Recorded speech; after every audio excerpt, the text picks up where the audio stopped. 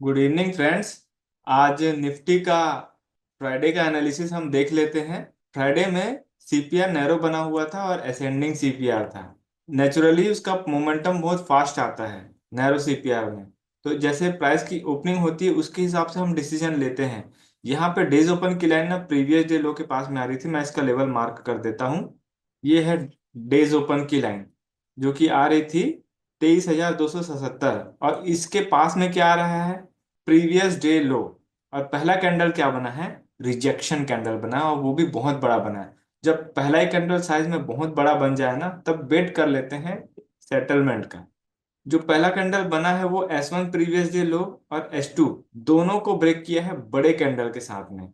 लेकिन जो first candle था वो 20 में से बिना टच किए बना था।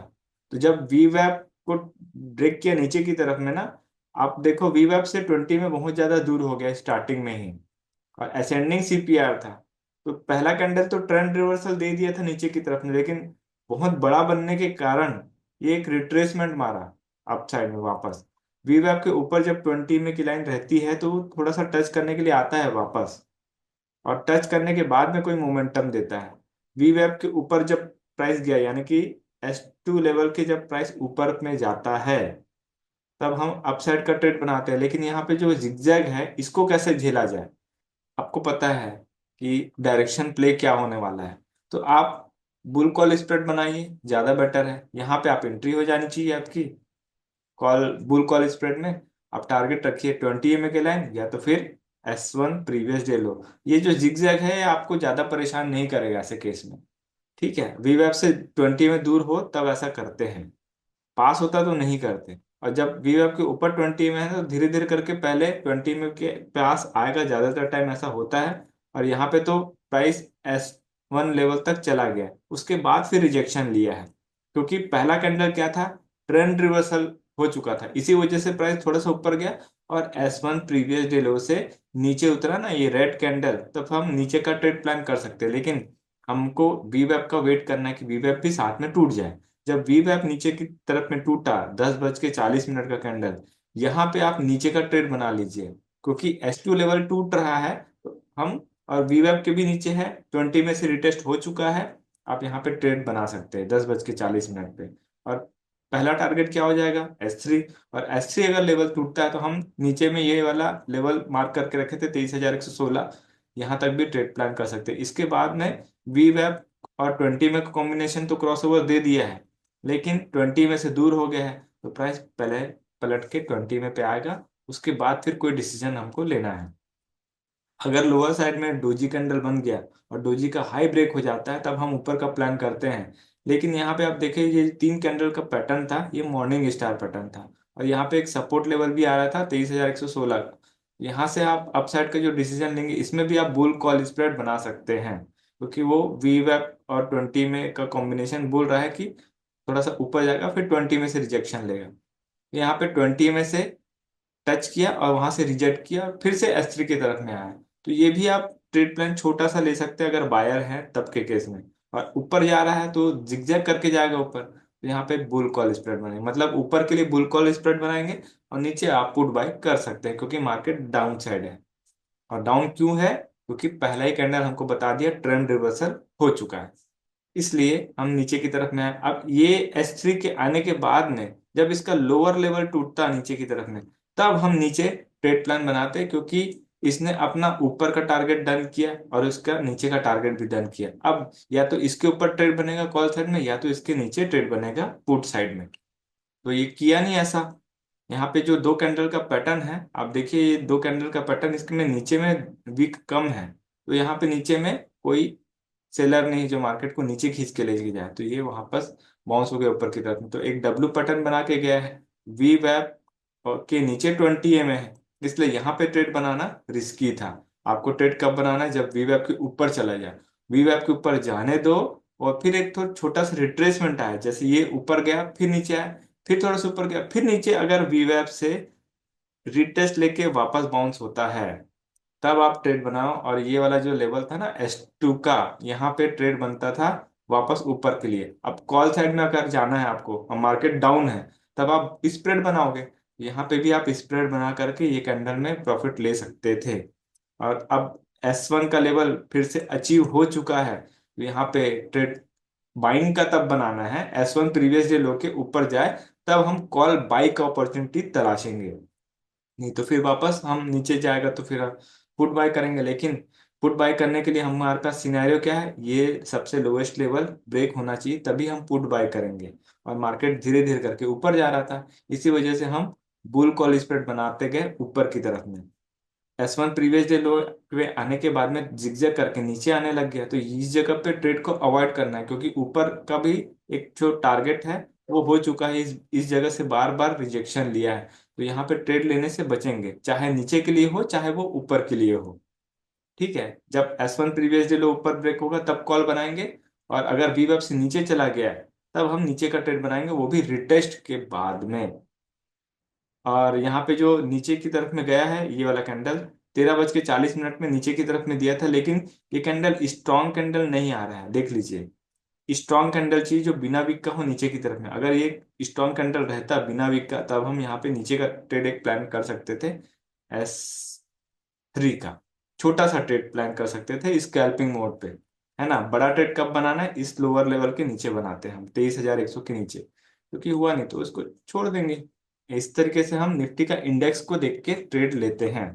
मार्केट ओपन हो रहा था 23,276 के आसपास, तो हम क्या करें, 23,200 का कॉल लगा लिए, 23,300 का पुट लगा लिए। तो देखिए यहाँ पे कॉल और पुट, कॉल असेंडिंग सीपीआर है, नैरो सीपीआर आ रहा था कॉल पे, तो मैंने बताया था नैरो सीपीआर रहता है तो कितना बढ़िया मोमेंटम आता है। लेकिन ये पहले कैंडल रेड कैंडल बनाया, और क्योंकि गैप डाउन हुआ था तो कॉल तो गिरना ही था, और पुट बढ़ा है, कॉल डिसेंडिंग सीपीआर में लेकिन पुट बढ़ा है। तो पुट में क्या हुआ, फर्स्ट कैंडल क्या बता रहा है, ट्रेंड रिवर्सल बता रहा है, तो पुट साइड में बढ़ा है मार्केट। जब भी ट्रेंड रिवर्सल होगा पहले कैंडल पे, और वो अगर ईएमए से ही सपोर्ट लेके ऊपर जा रहा है, तो नेक्स्ट कैंडल पे स्कैल्पिंग किया जा सकता है। अगर पुट की बाइंग बनानी है तो ये जो पहला कैंडल दिख रहा है इस पे आप नेक्स्ट कैंडल पे एंट्री कर सकते हैं, है ना। छोटा सा स्टॉप लॉस यहीं पे आप रख सकते हैं, इस कैंडल पे आप एंट्री करके इस कैंडल में आप प्रॉफिट बुक कर सकते हैं, मतलब पहला ही कैंडल पे आपको ट्रेड मिल जाएगा। भले वीवेब के नीचे ईएमए की लाइन है, लेकिन कैंडल स्टार्ट कहाँ से हो रहा है ये मायने रखता है। स्टार्ट हो रहा है वीवेब और ईएमए से स्टार्ट हो रहा है, वीवेब से तो स्टार्ट होता ही, यहाँ पे ईएमए से स्टार्ट हो रहा है, इस वजह से इसके नेक्स्ट कैंडल पे एंट्री बन सकती है। एक लेवल तो मिल ही जाता है, उसके बाद यहाँ पे डोजी बन गया, छोड़ दो पोजीशन को। ठीक है, तो ट्रेंड रिवर्सल का ये खासियत होता है। उसके बाद फिर तब ट्रेड लेना है जब पूरा वीवेब के ऊपर ईएमए की लाइन आ जाएगा। तो यहाँ पे देखिए कॉल और पुट दोनों को मैच करके देखते हैं कि पोजीशन क्या बन रही थी, सेलिंग के लिए चाहे बाइंग के लिए। तो अगर आप सेलर हैं तो आप कहाँ पे एंट्री लेंगे, कॉल में एंट्री तो नहीं लेंगे, क्योंकि कॉल में वी बैप के ऊपर चल रहा था ईएमए की लाइन, तो हम कॉल में एंट्री नहीं लेंगे एज अ सेलर। लेकिन पुट में एंट्री कहाँ बनती थी, एज अ सेलर। जब भी वीवेब के नीचे प्राइस जाए तब आप वहां पे सेल कर सकते हो, लेकिन उसकी भी एक कंडीशन है। जैसे 9:22 का कैंडल आप देखेंगे, यहाँ वीवेब के नीचे क्लोज दे रहा है, लेकिन जब क्लोज दे रहा है तो इस पॉइंट को नोट कर लेना कि नीचे एटीएमए का लगाए लाइन हो, तब फिर आप वहां ट्रेड मत लीजिए सेलर पॉइंट ऑफ व्यू से। जब एटीएमए की लाइन ब्रेक हो जाए और वीवेब की लाइन भी ब्रेक हो जाए, तब फिर ट्रेड बनाना ज्यादा सूटेबल रहता है। तो यहाँ पे एटीएमए जब तक वीवेब के नीचे चल रही है आपको ट्रेड नहीं बनाना है ना। एटीएमए के भी नीचे चला जाए तब फिर आप ट्रेड बनाइए, वो भी एज अ सेलर। नीचे जाएगा आप एंट्री बना लीजिए, 34 ईएमए के आसपास आप चाहे तो प्रॉफिट बुक कर सकते हैं, है ना। और उसके बाद पे तब ट्रेड लेना है जब पूरा ईएमए का क्रॉस ओवर नीचे हो जाए, वीवेब के नीचे पूरा ईएमए का क्रॉस ओवर हो जाए, तब फिर आप वहां पे ट्रेड बनाइए तो ज्यादा सुटेबल रहेगा as a seller point of view से। दूसरा, यहाँ पे सेल का अपॉर्चुनिटी मिला था एक, दूसरी बार सेल का अपॉर्चुनिटी कहाँ मिला, वीवेब के नीचे ईएमए की लाइन नीचे सेल का अपॉर्चुनिटी मिला। अब यहाँ 34 ईएमए तो बहुत पास है, तो इसको ब्रेक होने का इंतजार करेंगे। तो ये वाला जो कैंडल था ये ब्रेक हो रहा था, तो यहाँ पे आप सेल कर सकते हैं। और स्टॉप लॉस क्या रहेगा, इसी कैंडल का जो हाई है वो स्टॉप लॉस रह गया, या तो फिर वीवेब भी बहुत पास है, तो यहाँ पे भी आप सेल का अपॉर्चुनिटी ढूंढ सकते हैं। फिर धीरे धीरे करके नेक्स्ट लेवल पे आप प्रॉफिट बुक कर लीजिए एज अ सेलर। जब जब सेलिंग का अपॉर्चुनिटी मिले आप वहां पे सेल कर सकते हैं, पूरा ईएमए क्रॉसओवर होना चाहिए नीचे की तरफ में। तो इस तरीके से आप बनाएंगे तो ज्यादा बेटर है। यहाँ पे भी जैसे इस कैंडल पे ये दिख रहा है 10:18 का कैंडल, यहाँ पे आप सेल करके फिर से एक स्कैल्पिंग कर सकते हो। मतलब स्कैल्पिंग के लिए एज अ सेलर बहुत अच्छा अपॉर्चुनिटी मिलता है। तो ये था सेलर पॉइंट ऑफ व्यू से। अब बाइंग पॉइंट ऑफ व्यू से कॉल बाइंग का अपॉर्चुनिटी कहाँ पे मिल रहा है इसको चेक कर लीजिए। तो जब भी कॉल बाइंग का अपॉर्चुनिटी आपको ढूंढना है, उस केस में ध्यान ये देना है कि वीवेब के ऊपर पूरा ईएमए की लाइन हो, तब ज्यादा सूटेबल कंडीशन रहती है। और अगर वीवेब के नीचे ईएमए की लाइन है और वीवेब के नीचे जो ईएमए की लाइन है वो बहुत ज्यादा नीचे आ गई है, वहां से बाउंस हो रहा है ऊपर की तरफ में, तो वीवेब तक टारगेट मिलता है। लेकिन उसको किस तरीके से लेना है ये आज के क्लास में मैं डिस्कस करूंगा। देखिए ये फॉलिंग चैनल पैटर्न है और पुट में राइजिंग चैनल पैटर्न है। कॉल में जब फॉलिंग चैनल पैटर्न हो तब ट्रेड बनाने का नहीं रहता है, तब ट्रेड बनाओगे आप थोड़ा सा दिक्कत रहेगा। कॉल में तब ट्रेड बनाना है जब 8 और 13, सॉरी 8 और 13 का क्रॉसओवर तो हमको लेना ही है। 8 और 13 क्रॉसओवर कहाँ मिला है, यहाँ पे मिल गया है। लेकिन जब 8 और 13 ईएमए का क्रॉसओवर यहाँ मिला तो ये कहाँ था, वीवेब के नीचे था। तो वीवेब के नीचे है तो हम यहाँ पे एंट्री नहीं बनाएंगे, इस साइड पे एंट्री नहीं बनाएंगे। और 34 ईएमए जो है ना वो ऊपर है, हमको 34 ईएमए नीचे चाहिए। तो इस जगह पे बहुत ज्यादा जंबल हुआ है। 8 13 तो नीचे क्रॉस ओवर होकर ऊपर आ गया, लेकिन यहाँ पे 34 ईएमए के ऊपर में नहीं आया है। और जब ऊपर जाने की कोशिश किया तो बहुत ज्यादा जिगजैग हुआ, तो इस जगह पे ट्रेड लेते बनता नहीं है। तो यहाँ पे ट्रेड मत लीजिए।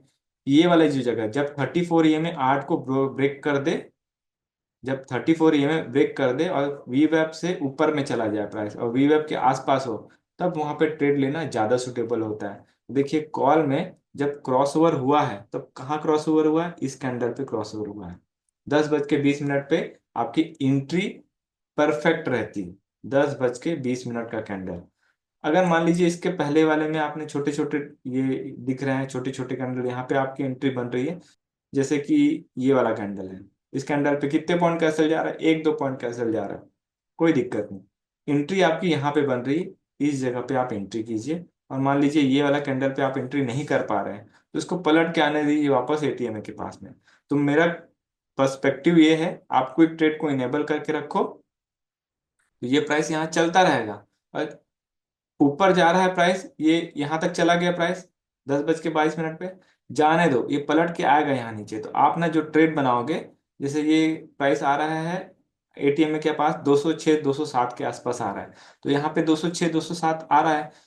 अगर यहाँ पे नहीं दिख रहा है आपको तो आप क्या करेंगे, इस जगह पे जाइए, यहाँ जाइए, प्लस के निशान पे क्लिक कीजिए और यहाँ बाई, ये वाला जो जगह बाई, यहाँ पे ऊपर में बाई का ऑप्शन आएगा, वहां पे आप बाय में क्लिक कर देना। जैसे ही बाय में क्लिक करोगे यहाँ पे एक पोजीशन बन के रहेगी ऑलरेडी। प्राइस ऊपर चल रहा है लेकिन आपका पोजीशन नीचे है, जैसे ही थोड़ा सा पलट के नीचे आया ना आपका वहां पे बाय हो जाएगा। और साथ में आपका स्टॉप लॉस भी लगेगा। वो स्टॉप लॉस कहाँ से लगता है, उसके लिए हम यूजर सेटिंग में जाएंगे और क्विक ट्रेड में जाते हैं। यहाँ पे आप स्टॉप लॉस को डिफाइन कर दीजिए, मेरा 5 पॉइंट का स्टॉप लॉस रहेगा, एबीएस वैल्यू में 5 रख दीजिए। टारगेट आप जितना चाहे रख सकते हैं, 20 30 40 50, आप जितना भी रखिए, है ना। आपको मैनुअल एग्जिट करना है, मैनुअली आपका एग्जिट हो जाता है। पोजीशन साइजिंग में 1 रखिए, लॉट में 1 में क्लिक कर दीजिए, इसको सेव कर दीजिए, तो आपका सेट रहेगा मामला। जैसे ही यहाँ पे एंट्री होगा तुरंत यहाँ पे 5 पॉइंट का स्टॉप लॉस लगा रहेगा और 20 पॉइंट का आपका टारगेट लगा रहेगा।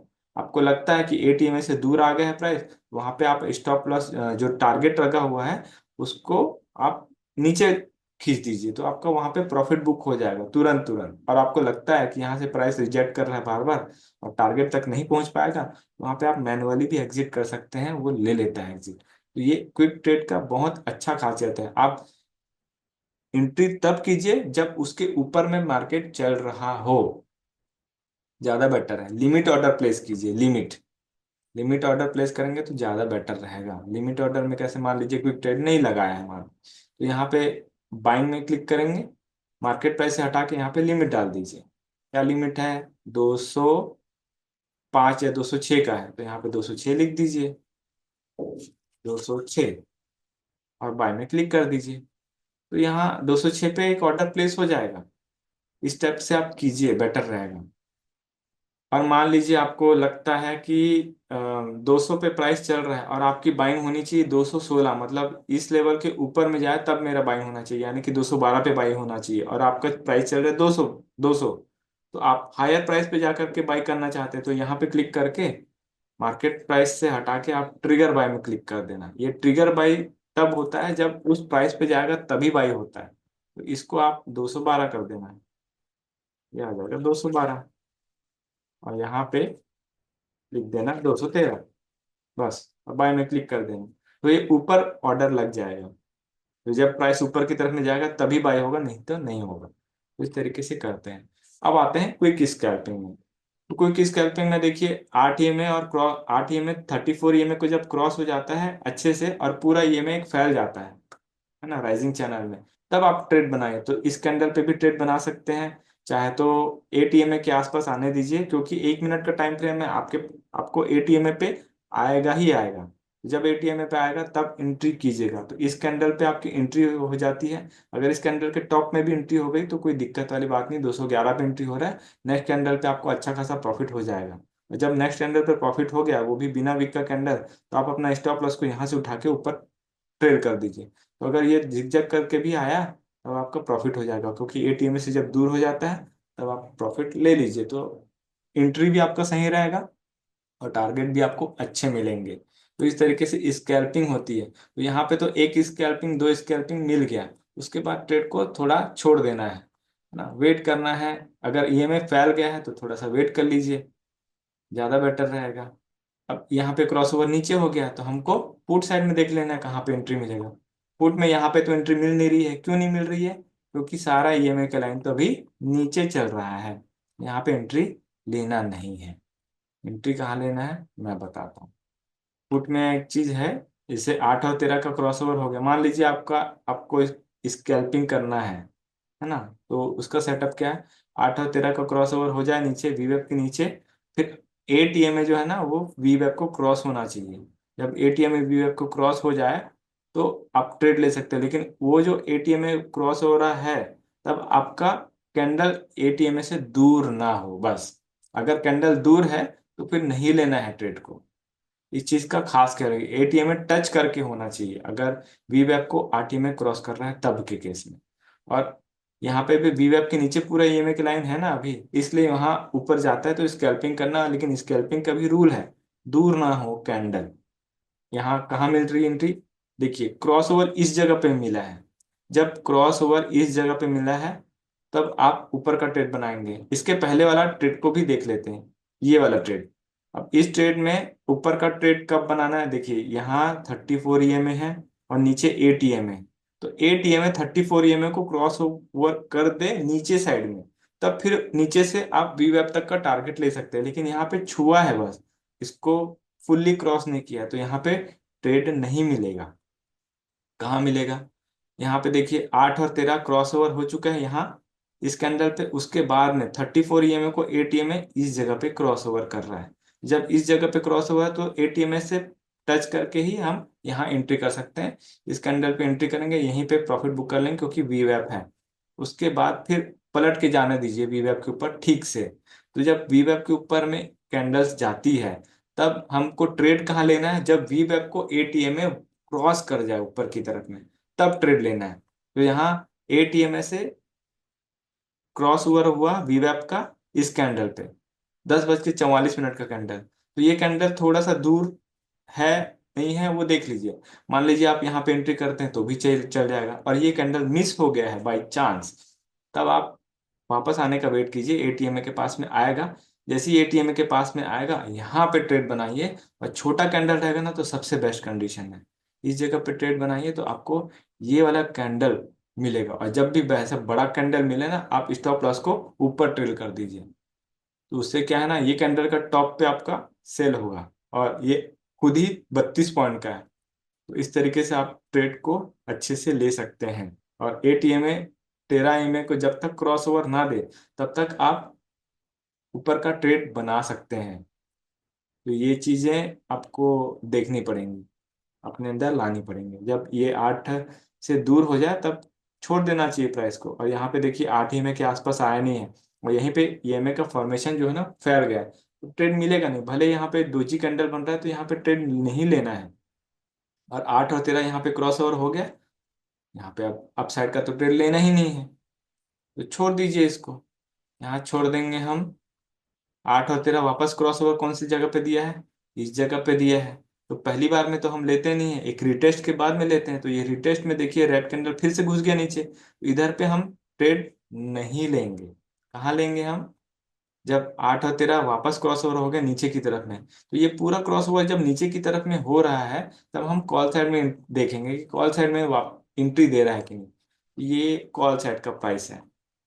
कॉल में वी वेब के नीचे पूरा ईएमए की लाइन है, लेकिन ईएमए पूरा फैल गया है, तो वो वापस पास आने की कोशिश करता है। हम ट्रेड कहाँ लेंगे, जब 8 और 13 क्रॉस ओवर हो जाए, यहाँ 8 और 13 क्रॉस ओवर हो गया, तो इस जगह पे नहीं लेंगे। 8 को 34 ईएमए से क्रॉस ओवर होने दीजिए। 8 जैसे 34 ईएमए से क्रॉस ओवर हुआ है, इस कैंडल पे क्रॉस हो रहा है, इस जगह पे क्रॉस ओवर हो रहा है, तो हम क्या करेंगे, या तो इस कैंडल पे आप ट्रेड लीजिए, या तो इस कैंडल पे ट्रेड लीजिए, या इस कैंडल पे।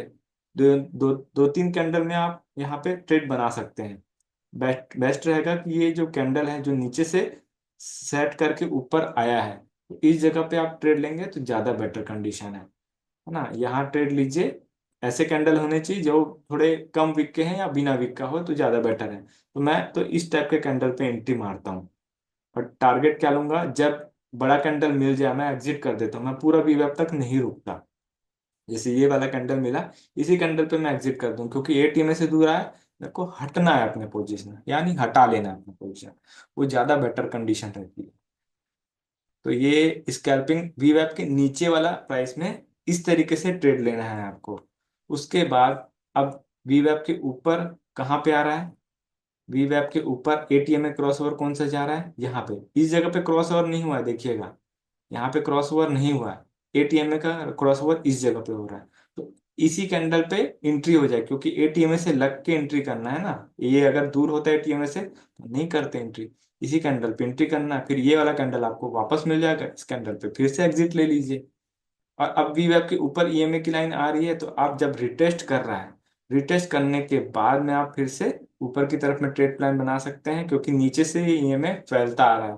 तो आप यहाँ पे छोटा छोटा रिस्क ले सकते हैं। जब ये छोटा कैंडल बनता है ना, ये छोटा कैंडल या ये छोटा कैंडल, तो ये ज्यादा बेटर रहता है, क्योंकि आपका स्टॉप लॉस एकदम छोटा हो जाता है। एकदम स्टॉप लॉस छोटा हो जाता है, तो आप यहाँ पे भी एंट्री करके ले सकते हैं। यहाँ एंट्री लीजिए, दूर हो गया, बेच दो। फिर आएगा आरटीएमए पे, फिर से एंट्री कर सकते हो। आपका एसएल 2.3 पॉइंट का है मात्र। और तो आपको इस तरह का जो है ना कैंडल्स, ये मिल जाएगा। तो हम तो इस कैंडल पे नहीं, इस कैंडल पे प्रॉफिट बुक करेंगे, क्योंकि ये एटीएमए से दूर आ रहा है, ये एटीएमए से पास है, तो हम यहाँ पे प्रॉफिट बुक करेंगे। पूरा सीपीआर तक तो कोई ही बहुत कम लोग हैं जो रुक पाते हैं। हम स्कैल्पर हैं, तो स्कैल्पिंग में हमको छोटे छोटे प्रॉफिट की तरफ में जाना है, और लॉस भी करना है तो छोटा, बड़ा नहीं। तो इस तरीके से कॉल और पुट का सिनेरियो है। और जब ये टारगेट अचीव कर गया है, तब आप यहाँ पे ट्रेड मत लीजिए। ये जहाँ पे भी ये जिगजैग आ रहा है, ये टारगेट अचीव करने के बाद में जिगजैग आ रहा है, तो ऐसी जगह पे ट्रेड ही क्यों लेना है जहाँ पे जिगजैग मैनर हो, या प्राइस रुक के और वी वेब से दूर हो जाए, तो फिर मत कीजिए। तो इस तरीके से कॉल और पुट का सिनेरियो बनता है। ये बेसिक आइडिया था जो 1 मिनट के टाइम फ्रेम पे हमको यूज करना है। वी वेब के नीचे रहेगा तब कैसे ट्रेड लेना है, और वी वेब के ऊपर ईमेल रहेगा तब कैसे ट्रेड लेना है, यहाँ पे मैंने बताया है। इसको लाइव मार्केट में आप पिछले जितने भी सेशन है उसमें आप अप्लाई करके देख लेना, आपको रिजल्ट ठीक ठाक मिलेगा। तो ये है कॉल और पुट का सिनेरियो। नेक्स्ट वीक का एनालिसिस हम चेक कर लेते हैं। देखिए 1 डे का टाइम फ्रेम लेते हैं। वी वेब को मैं हटा देता हूँ। अभी प्राइस कहाँ चल रही है, सीपीआर के नीचे और 20 में के नीचे है। और अभी कौन सा है, S1, हाँ, S1 और प्रीवियस मंथ लो के बीचों बीच चल रहा है, मतलब ये खुद सपोर्ट जोन पे चल रहा है। सपोर्ट जोन पे बहुत ज्यादा अटकता है प्राइस, चाहे आप पहले भी देख सकते हैं। ये देखिए, ये सपोर्ट जोन है, वी वेब के नीचे और सीपीआर के नीचे चल रहा है। कितना दिन अटका, 1 2 3 4 5 6 7 8, बहुत दिन अटका। तो अभी भी कितना दिन हुआ है मुश्किल से, 1 2 3 4 5, है ना। तो सी ये सपोर्ट जोन के पास में अटकता बहुत ज्यादा है। लेकिन अभी जो कैंडल बना है थोड़ा हैमर टाइप का बना है। ये बुलिश कैंडल स्टिक पैटर्न होता है, लेकिन इसका जो वीक है ना, थोड़ा सा छोटा है, मतलब ये स्ट्रेंथ कमजोर है इसका। अगर प्राइस S1 के नीचे चला जाता है, जो कि 23,118 का लेवल है, तो हमको नीचे का टारगेट मिलेगा। तो नीचे S1 और S2 के बीच में हमको प्रॉफिट बुक करना है, और अगर यहाँ से भी टूट जाता है तो फिर S2 लेवल हमको पक्का मिलने वाला है। और अगर ये इस हैमर कैंडल के ऊपर में चला जाता है तो फिर वो ऊपर की तरफ में मूव होगा। अब ऊपर की तरफ में जब मूव होगा तो हमारा पहला टारगेट रह जाएगा 23,460 या 23,500, और उसके ऊपर में 20 में की लाइन रहेगी। 1 घंटे के टाइम फ्रेम पे अपन आते हैं। यहाँ पे नैरोएस्ट सीपीआर का फॉर्मेशन है, तो प्राइस का मोमेंटम बहुत फास्ट मिलने वाला है। ऊपर रहा तो ऊपर, नीचे रहा तो नीचे। तो यहाँ पे देखिए डिसेंडिंग सीपीआर का केस है, तो अगर प्राइस उछल के ऊपर भी आता है तो वहां से रिजेक्शन ले लेगा। तो प्राइमा फेशिया अगर देखेंगे हम, नैरो सीपीआर बन रहा है, तो अगर सीपीआर से एक बुलिश कैंडल का फॉर्मेशन होता है बिना विक का, तब हम ऊपर का ट्रेड प्लान करेंगे। लेकिन 23,200 और 23,250 के बीच में थोड़ा कॉलर पुट ना इक्विवेलेंट हो गया है। अगर इंस्टा ऑप्शन के ओपन इंटरेस्ट में जाते हैं तो 23,200 और 23,250 इस जगह पे आप देखेंगे कॉलर पुट इक्विवेलेंट हो गया है। इस वजह से इसके बीच में प्राइस अटकेगा नेक्स्ट मंडे को। यहाँ सीपीआर के ऊपर थोड़ा सा रहेगा दिक्कत, लेकिन जैसे ही 250 के ऊपर में प्राइस निकला, R1 प्रीवियस डे हाई पहला टारगेट रहेगा। और R1 previous day high break होता है तो फिर R2 का लेवल हमको देखने को मिलेगा आसानी से। और हो सकता है R2 का लेवल भी ब्रेक हो जाए ऊपर की तरफ में, क्योंकि यहाँ वर्जिन सीपीआर का केस है, तो इसलिए इसका पिवोट पॉइंट तक हमको ट्रेड मिल सकता है। इसके बाद फिर ऊपर रिस्की रहेगा। और अगर नीचे जाता है, सीपीआर से नीचे जाता है, तो हम पहला प्रॉफिट कहाँ बुक करेंगे? ये जो करंट स्विंग है इस जगह पे प्रॉफिट बुक करेंगे पहला। और इसके बाद नीचे आता है तो फिर हम S1 प्रीवियस वीक लो पे जाएंगे। और अगर S1 प्रीवियस वीक लो टूटता है तो S2 का लेवल हमको डेफिनेटली मिल जाएगा। और S2 का लेवल भी टूटेगा तब फिर S3 का लेवल मिलेगा, क्योंकि नैरो सीपीआर में 3 लेवल तक तो प्राइस चला जाता है आराम से। हम तो 2 लेवल पे अच्छा खासा प्रॉफिट ले चुके रहेंगे, और तीसरा लेवल के लिए जाएंगे तो हम स्कैल्पिंग मोड पे जाते रहेंगे। अब यहाँ नैरो सीपीआर है, साथ में मंडे का दिन भी बहुत ज्यादा नैरो सीपीआर आ रहा है, तो हो सकता है मंडे के दिन बड़ा मूवमेंट मिले। तो अब इसको कैसे देखेंगे? ये डिसेंडिंग सीपीआर है, डिसेंडिंग सीपीआर है, और सीपीआर के पास में देखिए इसके पिछले दिन में बहुत ज्यादा जिगजैग मोमेंटम रहा है। यहाँ पे रेजिस्टेंस, यहाँ रेजिस्टेंस, यहाँ रेजिस्टेंस। तो अगर सीपीआर से ऊपर जाता है तो आप बुल कॉल स्प्रेड बना लीजिए, ज्यादा बेटर रहेगा। क्योंकि बुल कॉल स्प्रेड में धीरे धीरे जिगजैग करके जाएगा, क्योंकि ये जिगजैग मैनर यहाँ पे भी दिखने वाला है। और 23,200 और 23,250 के बीच में मैंने बोला कि प्राइस थोड़ा अटकने का कोशिश करेगा, तो यहाँ बुल स्प्रेड बनाइएगा, बुल कॉल स्प्रेड। और जैसे ही R1 प्रीवियस डे हाई के ऊपर में चला जाए प्राइस, R2 का लेवल हमको मिल जाएगा। लेकिन ये चीज भी 10:30 बजे के पहले हो जाए तो ज्यादा बेटर है, तब वो R2 की तरफ में अच्छा मूवमेंट मिलेगा। और अगर सीपीआर से नीचे उतरता है तब फिर हम S1 प्रीवियस डे लो तक का प्लान कर सकते हैं। और S1 प्रीवियस डे लो टूटता है तो फिर हम S2 का लेवल मिल जाएगा, लेकिन ये भी लेवल टूट जाना चाहिए 10:30 बजे के पहले, तब फिर अच्छा रहेगा। तो डिसेंडिंग सीपीआर में हम सीपीआर से रिजेक्शन का वेट करेंगे, और सीपीआर से ऊपर जाता है तब हम R1 तक के लिए बुल कॉल स्प्रेड बनाएंगे, ज्यादा बेटर कंडीशन रहेगी। स्ट्रॉन्ग कैंडल यहाँ पे बनता है स्टार्टिंग में, तो फिर हम उसके हिसाब से बना सकते हैं। इसका ऑप्शन भी देख लेते हैं, निफ्टी स्टॉक में ऑप्शन, इस कॉल 23,100 का कॉल चेक कर लेते हैं। ये 23,100 का कॉल डिसेंडिंग सीपीआर आ रहा है, और सीपीआर भी नैरो है। तो अगर सीपीआर से ऊपर जाता है तो फिर R1 प्रीवियस डे हाई का मिल जाएगा, लेकिन यहाँ पे बुल कॉल स्प्रेड बनाइएगा। और सीपीआर से नीचे आता है तो फिर S1 प्रीवियस डे लो आएगा, और S1 प्रीवियस डे लो 10:30 बजे के पहले टूट जाता है तो S2 का लेवल हमको डेफिनेटली मिल जाएगा। और R1 प्रीवियस डे हाई के ऊपर में अगर पहला कैंडल स्ट्रॉन्ग कैंडल बन जाता है तो फिर वो डेफिनेटली R2 की तरफ में जाने के लिए करेगा। ये तो था निफ्टी का सही बन रहा है कॉल। पुट को चेक कर लेते हैं। Put put put put put, ये पुट, पुट थोड़ा सा गड़बड़ है, थोड़ा वाइडा टाइप का है, उसका लेवल भी थोड़ा दूर दूर आ रहा है, तो हो सकता है पुट फंसे। तो पुट में ट्रेड बनाने से बचना है, कॉल साइड में ही ट्रेड बनाने का कोशिश कीजिएगा। असेंडिंग सीपीआर है, तो अगर वो S1 प्रीवियस डे से सपोर्ट लेता है तो सीपीआर तक आएगा। और अगर सीपीआर से ऊपर जाता है तब फिर R1 प्रीवियस डे हाई जाएगा। और अगर R1 प्रीवियस हाई से रिजेक्शन लेता है पहले पहले के अंदर, तब फिर हम सीपीआर तक जा सकते हैं। लेकिन स्टार्टिंग में ही हो जाना चाहिए। और सीपीआर से अगर रिजेक्शन के अंदर बनता है नीचे की तरफ में, तो यहाँ पे सेलिंग कीजिएगा, बाइंग मत कीजिएगा।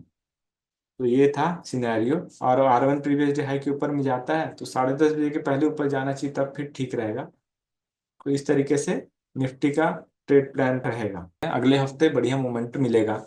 फ्रेंड्स, अगर आपको हमारा वीडियो कोर्स फ्री में चाहिए तो नीचे दिए हुए डिस्क्रिप्शन में जो हमारा डीमैट अकाउंट का लिंक है उससे आप अकाउंट ओपन कर सकते हैं और नीचे दिए हुए व्हाट्सएप नंबर पर शेयर कर सकते हैं। इससे आपको हमारा कोर्स फ्री में मिल जाएगा और आप हमारे व्हाट्सएप के लाइव ग्रुप में भी ऐड हो जाएंगे, ताकि आपका जो भी क्वेरी क्वेश्चन डाउट है उसे आप पूछ सकते हो और सही समय पे सॉल्व करा सकते हो। अगर आपको हमारा वीडियो कंटेंट अच्छा लगा तो वीडियो को लाइक ज़रूर कीजिए और चैनल में नए हैं तो चैनल को सब्सक्राइब कर लीजिए। Thank you. For advance learning, join our master class, link in the description below.